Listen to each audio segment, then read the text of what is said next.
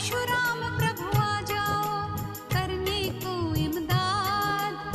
जगत बगीचा हो ना जाए आज कहीं बर्बाद। ब्राह्मण कुल संदेश की टीम पहुंची हुई है उत्तर प्रदेश के जनपद कासगंज आवास विकास कॉलोनी में।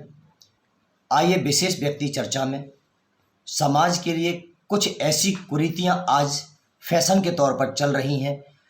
एक दूसरे को देखा देखी, एक कहावत आती है पैर उतने पसारिए जितनी लंबी चादर होती है, मगर आज चादर में आधा हिस्सा बाहर जा रहा है और उन्हीं चादर के आधे हिस्से जाने से हमारे परिवारों के रिश्ते तार तार हो रहे हैं। ऐसे तार तार हो रहे हैं कि माँ बाप दोनों तरफ के जो हैं बच्चों का भविष्य बिगाड़ रहे हैं और उनकी इसी तनातनी से बच्चे भी इतने बोर हो जाते हैं कि वो अपने भविष्य को चुनने में पीछे हट रहे हैं। पीछे हटने का मतलब है कि वो शादियाँ समय पर नहीं कर रहे, कहीं कैरियर के नाम पर, कहीं अपने स्टेटस के नाम पर और कहीं उनकी डिमांडों के नाम पर।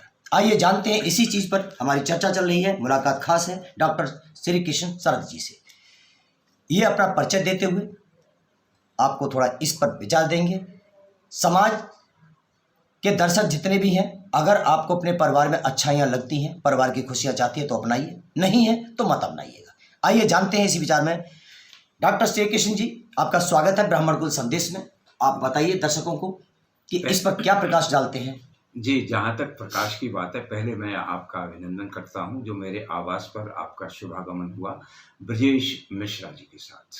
ये बहुत बड़ी बात है, ये मेरे पुत्रवत हैं और आपका जो प्रश्न है उसी के स्वर में स्वर मिलाते हुए मैं ये कहने में, जहाँ तक परिचय की बात है, मेरा परिचय छोटा सा है। मैं भारत सरकार के संस्थान आकाशवाणी से सेवानिवृत्त हुआ हूँ।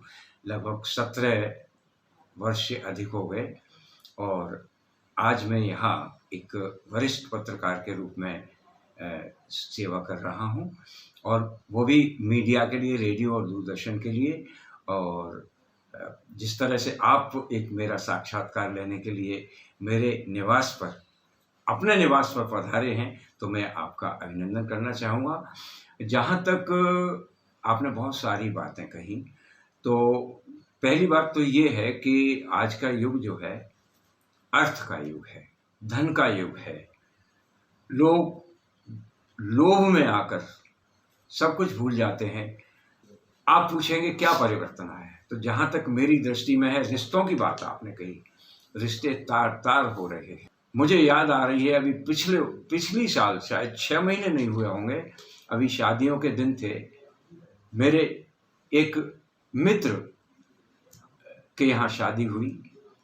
शादी के बाद 1 महीना नहीं कटा, 1 महीने में ही पुत्र वधू उनकी कहने लगी, जब लड़के को 1 लाख रुपए से ऊपर प्रति माह मिल रहा है, लेकिन न जाने ऐसे क्या चीज़ हुई कि उस लड़की ने वहाँ रहना पसंद नहीं किया और सारे लोगों के प्रति पूरे परिवार ने एक मुकदमा दहेज का लगा दिया कि इनको हमने 20 लाख रुपए दिए और आज वो मुकदमा शुरू हो गया। अब इसमें आवश्यकता सोचने का ये विषय है कि रिश्ते तार तार क्यों हुए। ये सब अंधेरे में है, मैं नहीं जानता कि रिश्ते तार तार क्यों हुए। 1-1.5 महीने बाद ही शादी टूटने लगी और मुकदमा हो गए। शादी में मैंने स्वयं देखा बहुत धन।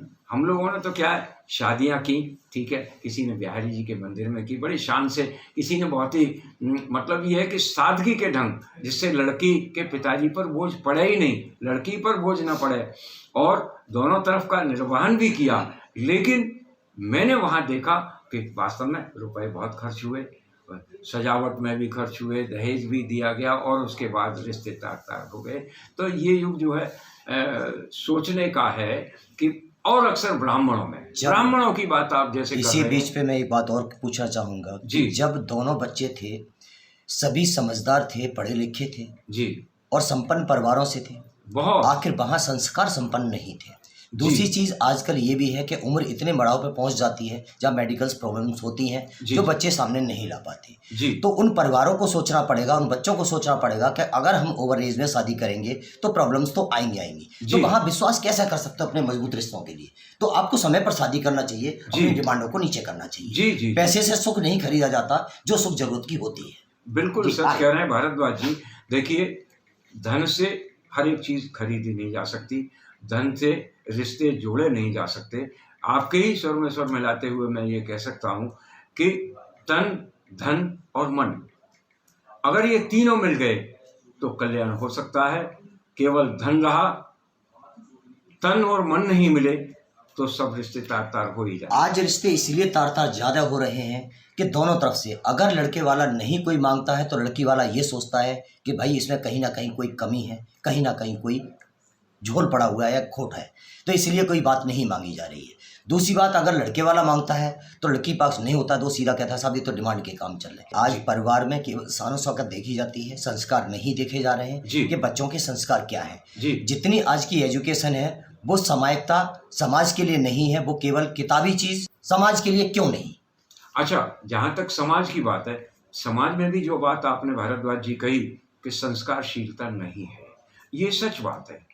लेकिन कभी कभी ये देखा गया है, एक तरफ संस्कार होते हैं, दूसरी तरफ धन होता है, तो लोग धन की ओर दौड़ते हैं, संस्कारों को भूल जाते हैं, और ये ब्रह्मोचित बात नहीं तो है। ये तो धोखा खाएंगे ही खाएंगे। हाँ, इसलिए धोखे होते हैं, और ये धोखे आज के युग में तो अवश्य धोखे होंगे, जहां लोभ होगा। लोभ के बारे में तो आपने सुना लोग ही की है बात, ब्राह्मण को संदेश के दर्शकों, बात लंबी हुई है, जी। हर पहलू पे हुई है। कुछ ये है कि जो अपने परिवार के साथ भी है और जो समाज के साथ भी है।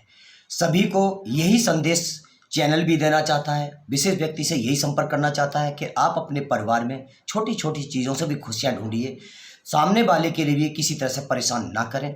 आपके पास अतिथि सत्कार में जो है उसे खिलाएं, झूठे आडंबर से बचने की कोशिश करें। यही आपके परिवार के उच्च स्थान पर ले जाने की प्रयास और कोशिश है। जी बहुत बहुत धन्यवाद, आपने सबने